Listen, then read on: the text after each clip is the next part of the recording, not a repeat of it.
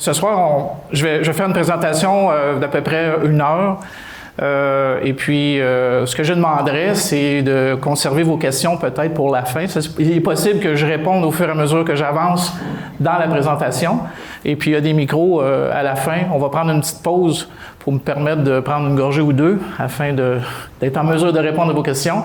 Et puis, on va passer au travers de cette soirée-là avec le PowerPoint, j'ai beaucoup d'images. Ce que j'essaie de faire dans les présentations, comme je fais ce soir, c'est d'essayer de vulgariser au maximum ce que vous avez malheureusement vécu lors de la journée du 9 août. Alors, sans plus tarder, je vais commencer. Je vais m'appuyer également avec, j'ai des tableaux à l'avant. Donc, lorsqu'on sera à la période de questions, on va répondre pour que tout le monde puisse être en mesure de comprendre. Mais à la fin, je suis encore ici. Si vous avez une question un peu plus pointue, c'est certain que je ne pourrais peut-être pas répondre précisément. Je n'ai pas nécessairement visité votre maison, je n'ai pas nécessairement vu la rue sur laquelle vous habitez. Puis ça a un impact, puis vous allez voir tout au long de la soirée quand je vais en parler. Mais j'ai la chance d'avoir un flip chart, puis au pire, on peut faire quelques dessins. J'arrache la feuille, vous partez avec. Puis ça peut déjà vous donner une idée qu'est-ce qu'on doit faire pour mieux être en mesure de résister à un événement comme on a connu le 9 août. Alors, sans plus tarder, je commence. Donc, dans un premier temps, moi, c'est Marcel Leroy. J'ai Caleb qui va m'assister. Caleb Maris, technicien chez nous. Tantôt, lorsque vous allez à la table, il va être en mesure de probablement répondre à vos questions. Tout au long de la soirée, je vais manipuler les équipements devant vous. C'est pour ça que j'ai un casque. Ça me permet d'avoir mes 2 mains libres. Quoique ça, c'est pas vrai. J'ai déjà une main qui est occupée. Mais ça me permettra justement de voir les équipements, comment ça fonctionne, qu'est-ce qui marche pas. Les légendes urbaines.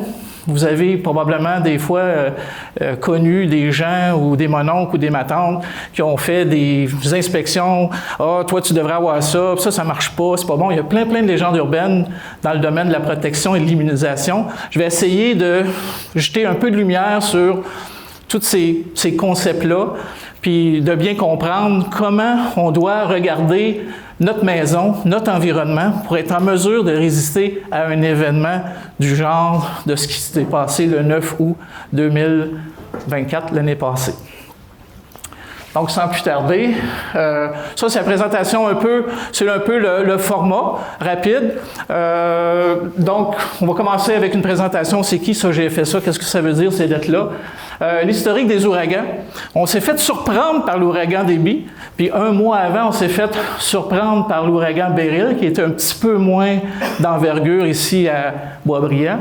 Mais c'est quand même 2 ouragans ou 2 queues d'ouragans qui se sont abattus au Québec. Et est-ce qu'il y en a eu d'autres? Vous allez voir, on va les présenter. On va parler de l'impact de Debby au Québec. Donc, vous allez voir que la ville de Boisbriand n'est pas la seule à avoir été affectée par cet événement-là.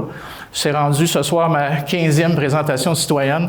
Donc, j'ai rencontré depuis l'automne à peu près 1500 personnes comme vous. Qui ont eu des dommages, qui ne comprennent pas, c'est la faute de la ville. Fait que, désolé, il y avait mon casque, là. Je suis en train de le perdre. Alors, on va parler de toutes ces choses-là ensemble. J'étais sur le point de perdre mon épouse parce que j'étais toujours en train de faire des présentations citoyennes. Fait que là, en 2025, en janvier, mon épouse a dit « Tu recommences-tu avec Boisbriand? » J'ai dit « Oui, mais ça ne sera pas trop long. Là. Tu sais, je vais revenir. Là, je vais revenir samedi. » Mais c'est ça. Fait que j'en ai fait beaucoup. Et puis, je pense d'une fois à l'autre, je reçois les questions. Puis, je suis plus en mesure même de répondre ou de commenter et d'essayer de vous aider à mieux vous protéger, à mieux résister à un événement de cette ampleur-là. Après ça, l'explication sur les périodes de retour, les notions de probabilité d'accurrence. On entend parler à la radio, l'événement Debby, c'est un événement extraordinaire, c'est un événement centenaire. On va essayer de démystifier un peu c'est quoi cette terminologie-là. Site de réseau à Boisbriand, naturellement, pour être en mesure de bien comprendre comment se protéger, comment immuniser sa maison, il faut savoir sur quoi on est raccordé. Naturellement, moi, si vous me donnez votre adresse, je ne serai pas en mesure de dire, bien, toi, tu es sur un tel type de réseau, puis toi, c'est sur un autre type de réseau. Je ne serai pas en mesure de faire ça.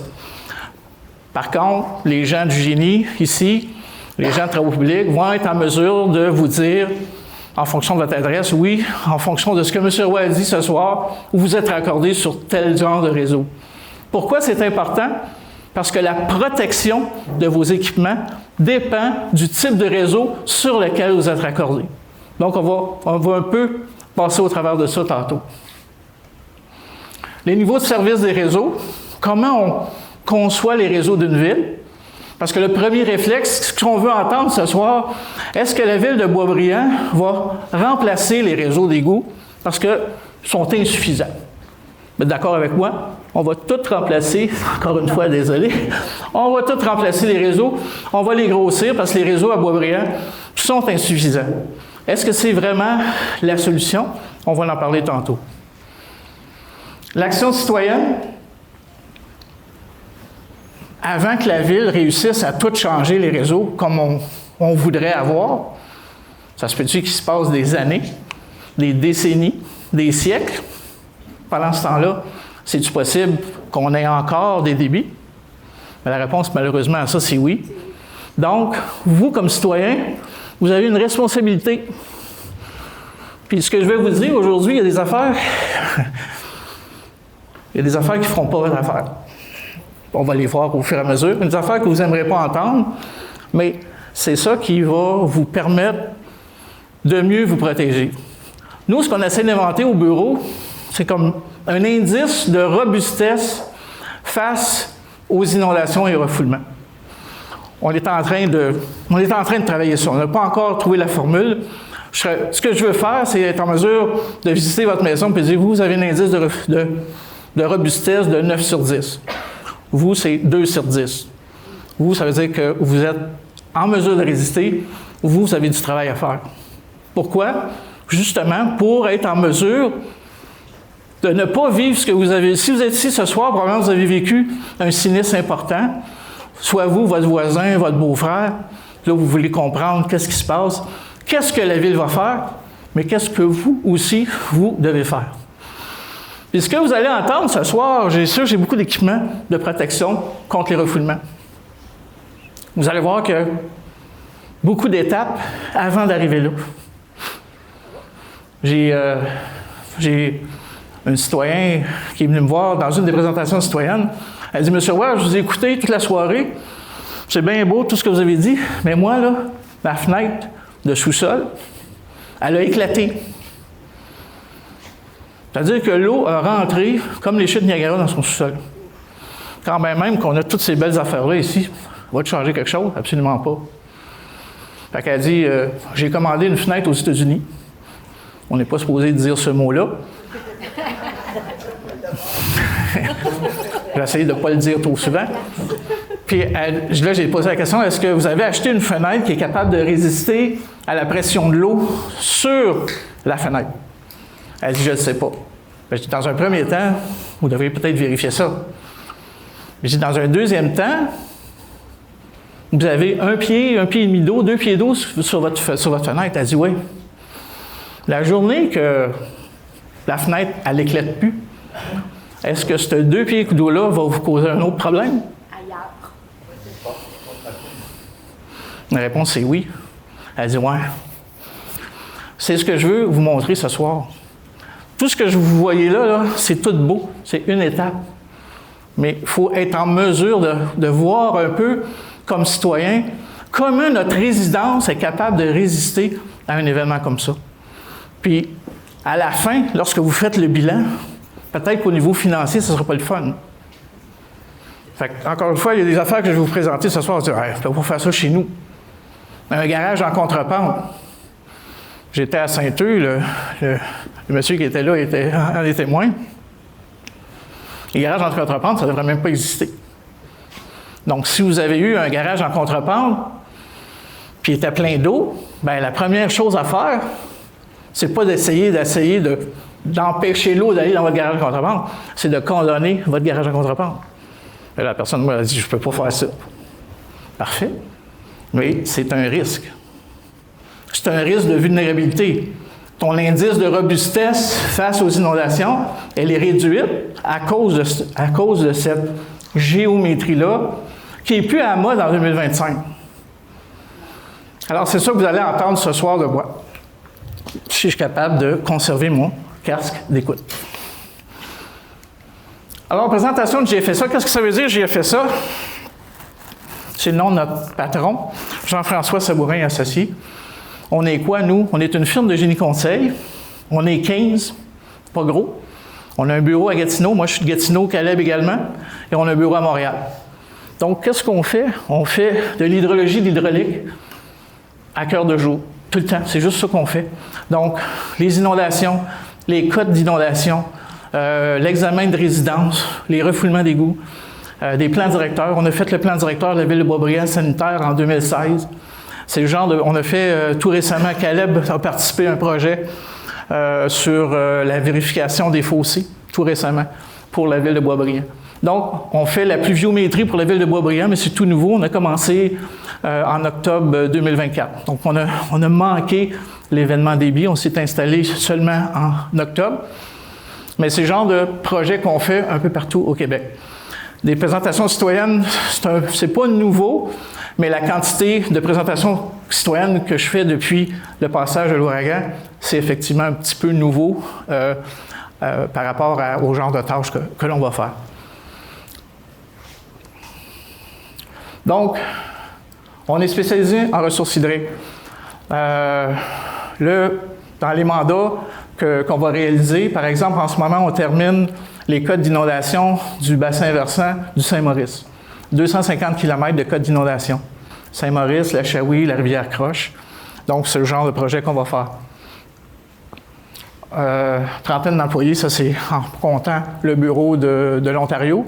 Mais depuis 2021, on a séparé les activités de l'Ontario et les activités du Québec. Plan directeur sanitaire et pluvial, comme je l'ai mentionné pour la ville de Boisbriand. Détermination des codes de crue. Je suis formateur pour le Sérieux. C'est le centre d'expertise en infrastructure urbaine. Donc, je donne des formations dans le domaine du génie, dans le domaine des ressources hydriques. Je suis également expert de la Cour dans les dossiers de refoulement. Il va y avoir, dans le cas de débit, c'est sûr qu'il y a des réclamations qui se promènent. Donc, éventuellement, il est fort possible que je sois avec les municipalités pour les accompagner en cours, etc. Mon expérience, j'ai gradué en 82 à l'Université d'Ottawa. Ça explique les cheveux gris puis le manque de cheveux ici, où est-ce qu'il y a mon casque. C'est peut-être pour ça qu'il glisse tout le temps. Donc, en ressources hydriques. Donc, je fais ce travail-là depuis 1982. Donc, dans mon expérience, j'ai les 10 premières années comme consultant au Québec et une année en Ontario, suivi des 15 autres années où j'ai eu 3 postes différents au sein de la ville de Gatineau. 5 premières années adjoint technique au directeur des travaux publics. L'autre 5 ans, directeur des travaux publics et de l'ingénierie. Et le dernier 5 ans, directeur des travaux publics pour la ville fusionnée. Donc, depuis le 14 février 2007, donc 18 ans la semaine dernière, je suis pour GFSA. L'historique des ouragans. Les ouragans, c'est les queues d'ouragans, c'est quelque chose qui nous affecte au Québec. On a été un peu surpris le 9 août par l'ouragan Débby, mais ce n'est pas quelque chose de nouveau. Moi, je viens de Gatineau et on en a vécu quelques-uns de queues d'ouragans.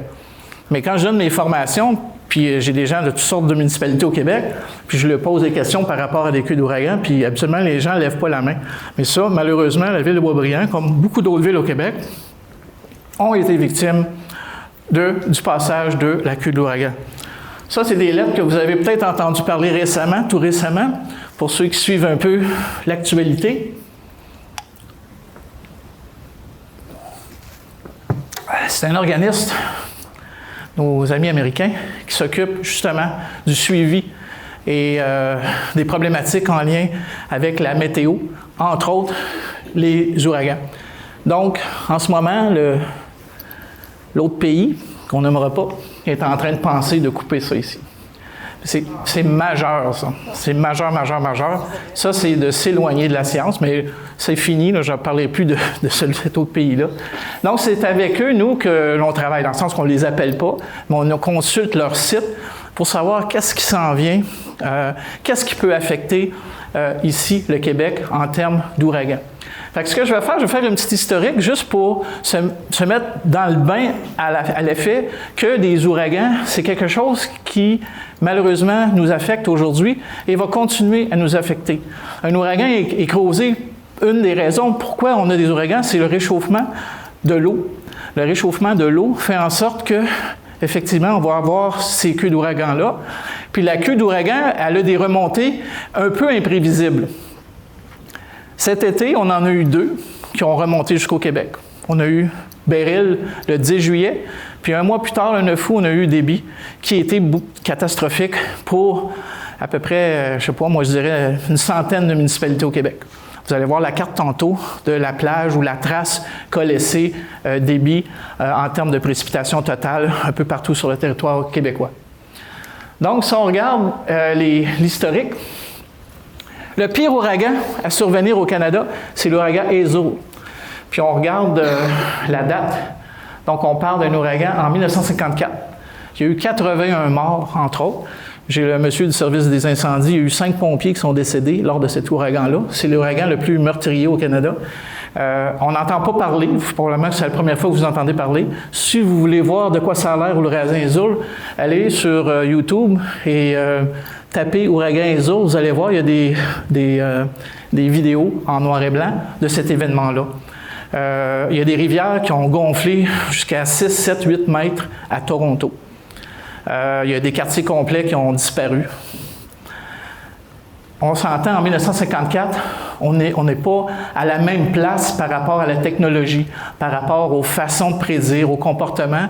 Les scientifiques, à l'époque, ont dit que l'ouragan a pris naissance, comme à l'habitude, entre, mettons, Cuba, la Floride, a pris de la vigueur, est rentré dans les terres, puis normalement, un ouragan, lorsqu'elle rentre dans les terres, elle va perdre de sa force, elle va perdre parce que pourquoi elle n'est plus capable d'aspirer de l'eau, il n'y en a plus. Alors, les scientifiques américains ont mentionné que cet ouragan-là était pour dégrader. Le seul problème, c'est que cet ouragan-là a dégradé et a repris de la vigueur sur les Grands Lacs, puis elle a frappé Toronto de plein fouet. Pour vous dire comment cet ouragan-là est important, nous, on travaille, notre bureau, on travaille en Ontario et au Québec. Et en Ontario, les normes de conception des réseaux pluviales tiennent compte de cet événement-là. Donc, en 1954, il y a un ouragan, on a des quantités d'eau et les nouveaux projets domiciliaires. Là, ici, j'ai des gens qui sont dans des projets, j'ai aucune idée des dates, mais disons des projets flambant neufs. En Ontario, il faut que l'ouragan Hazel soit capable de passer sans causer de dommages. Est-ce qu'on est là au Québec? Je vous dirais que oui et non. Dans le guide de gestion des eaux pluviales, c'est un outil pour nous les ingénieurs qui a paru qui est en vigueur depuis janvier 2012, qui est quand même relativement récent. Et puis à l'intérieur de ce guide-là, on nous mentionne que les nouveaux projets de lotissement doivent tenir compte d'événements historiques. Qu'est-ce que c'est un événement historique? Déby serait un événement historique. Donc, un nouveau projet, je ne parle pas des anciens projets, là. Vous êtes peut-être dans des rues existantes depuis plusieurs années, donc on doit tenir compte de ça. Donc, vous ne seriez pas supposé de refouler en Ontario. L'ouragan Hazel fait partie des normes de conception. Dans le guide de gestion des eaux pluviales de 2012, il est marqué qu'on doit être en mesure de traiter des pluies historiques. Est-ce que c'est fait à Boisbriand? Je ne le sais pas. Il faudrait demander à Annick. Mais c'est fait dans les grandes villes. C'est fait à Québec, c'est fait à, Saint-Basile, à Gatineau, Montréal, je pense, Ville-Saint-Laurent. Donc, il faut être en mesure, pour un nouveau quartier, de recevoir ou d'être en mesure de recevoir un ouragan. On continue. Ça, c'est des images en noir et blanc, comme de raison, 1954. Vous avez un peu des images. Regardez, vous voyez que c'est pas jeune, si vous regardez le camion qu'il y a là. Comme j'ai dit tantôt, il y a 5 pompiers qui sont décédés en tentant de sauver des gens qui étaient en train peut-être de se noyer. Donc, puis ça, ces images-là, on est habitué de voir ça au Bangladesh lors de la mousson. Mais là, c'est au Canada, c'est à Toronto, puis c'est en 1954. En 1954, y a-t-il quelqu'un ici qui pensait qu'il y avait des problèmes de changement climatique? C'était pas un mot qui existait à ce moment-là. Personne ne parlait de changement climatique, mais il y a quand même eu cet épisode-là en 1954 au Canada. Ici, ça vous donne une idée de quelques ouragans qui nous ont affectés un peu partout sur le territoire.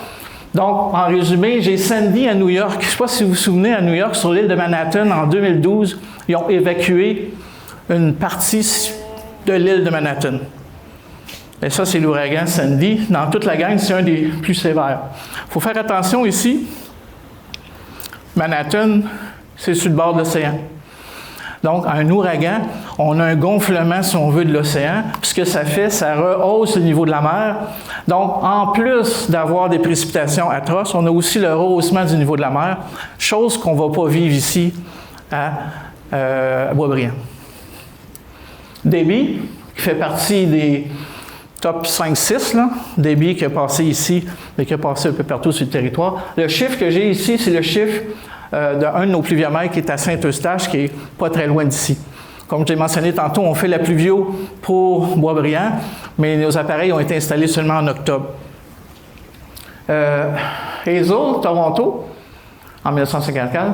Beryl, en juillet 2024, 58 mm. Donc, vous voyez un peu les quantités d'eau. 175 mm, là, c'est ça d'eau, là. Donc, imaginez que 175 mm d'eau qui tombe dans la salle ici, on va tout avoir de l'eau jusqu'à la cheville.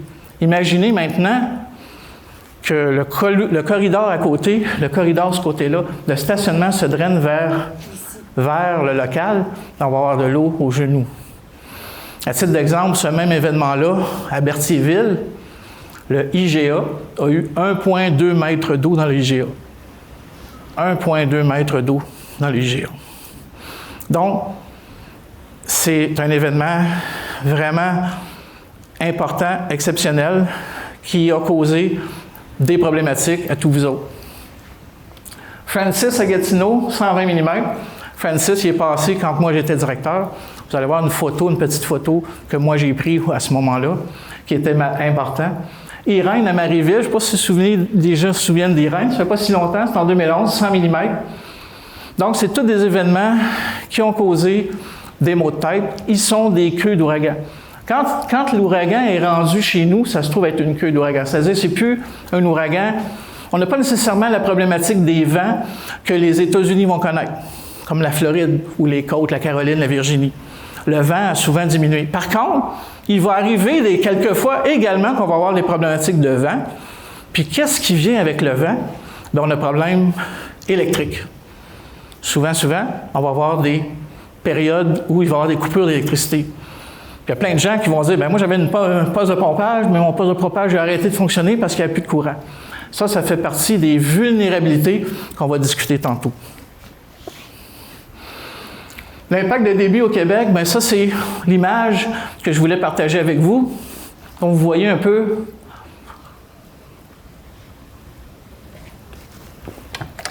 Excusez, ça prend un petit peu d'eau pour être resté dans la thématique. Donc vous voyez un peu la distribution au Québec. Donc le pire secteur, c'est dans ce coin ici, là, du 220, 250. Nous, à Gatineau, 85. J'étais en congé, je ne travaille pas le vendredi. Moi, je suis rendu à un âge où je ne travaille plus le vendredi. Puis cette journée-là, j'étais dehors à regarder la pluie. Puis là, mon épouse, encore une fois, qui va faire partie un peu de la thématique ce soir, elle dit « Qu'est-ce que tu fais? » Parce que j'ai mesuré, moi, l'eau qui sort de ma gouttière. Cette journée-là, elle dit « Qu'est-ce que tu fais? » Bien, je mesure ma gouttière. J'ai rempli un pot maçon de 1 litre en 15 secondes. Puis là, c'est pas toute ma toiture, c'est une demi-toiture. Donc, imaginez, tu sais, quand on parle, on dit qu'il ne faut pas que vos gouttières s'enfoncent dans le sol, il ne faut pas qu'elles soient raccordées. Bien, si toutes ces gouttières-là de Boisbriand se retrouvent dans le réseau, bon, on n'aide pas Boisbriand, on n'aide pas son réseau. Pourquoi? Parce que, on va faire une analogie. Supposons qu'ici, dans la salle, Puis en plus, j'ai un pompier qui va pouvoir corroborer. J'ai une porte. Disons, oublions ceux-là, j'ai seulement une porte ici. Puis il y a juste un panneau qui s'ouvre. Puis là, je vous dis, là, vous devez sortir là, en 10 secondes. Qu'est-ce qui va se passer? Tout le monde va se pousser. Tout le monde va se pousser, il va y avoir des gens qui vont tomber à terre. Pourtant, vous êtes tous d'accord avec moi que cette porte-là, elle a été conçue pour évacuer des gens en période de crise, en période de feu. Elle est conforme, elle a la bonne dimension. Les pompiers ont mis leurs étampes dessus, tout est digidou laïlaï. Mais si je vous dis qu'il y a un incendie, pas un incendie, mais il y a une problématique, il faut sortir immédiatement, on va tous se bousculer, puis il faut sortir en 10 secondes.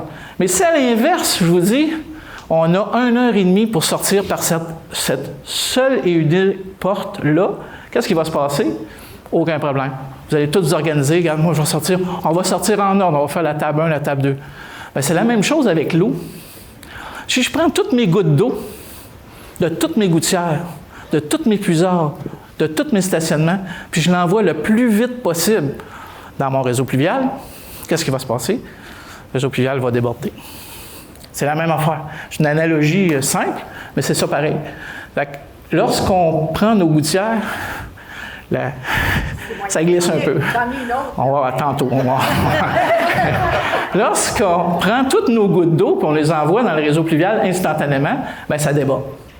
Puis ça fait les refoulements, ça fait de l'inondation de surface, ça fait des garages des portes de garage qui sont plus capables de prendre l'eau, des portes de garage qui implosent c'est ça que ça fait, là.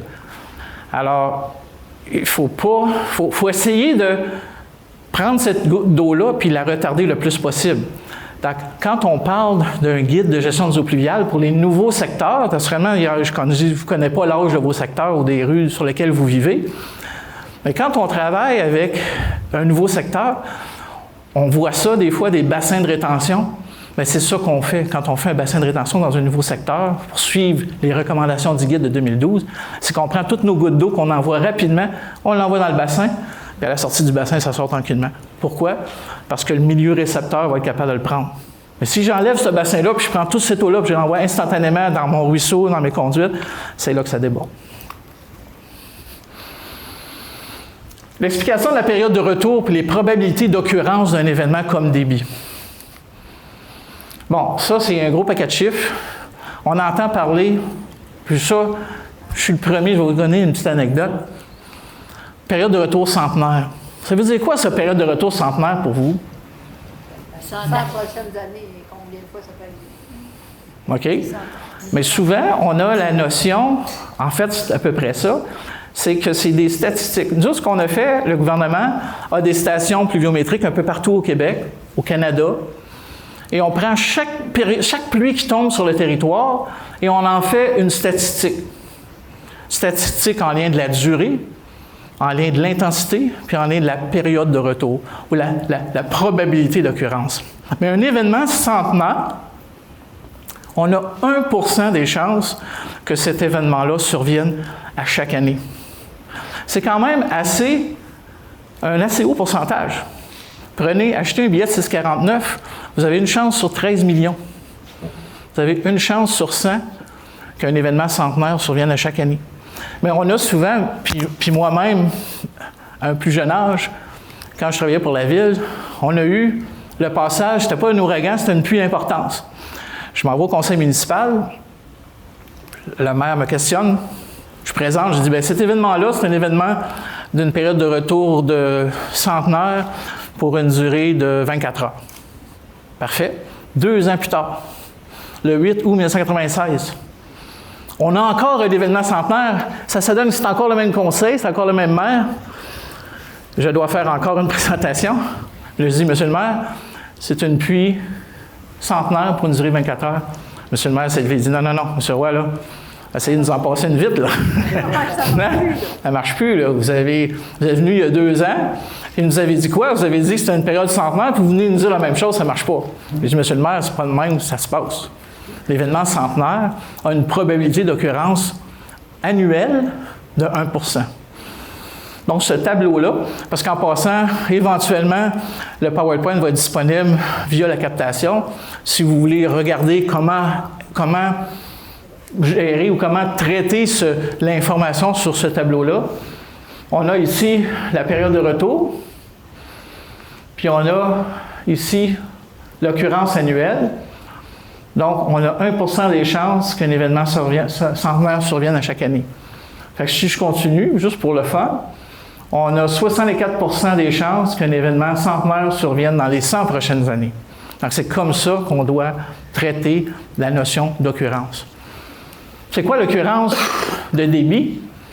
C'est nettement supérieur à un événement centenaire pour presque toutes les durées, à partir à peu près de 30 minutes jusqu'à 24 heures.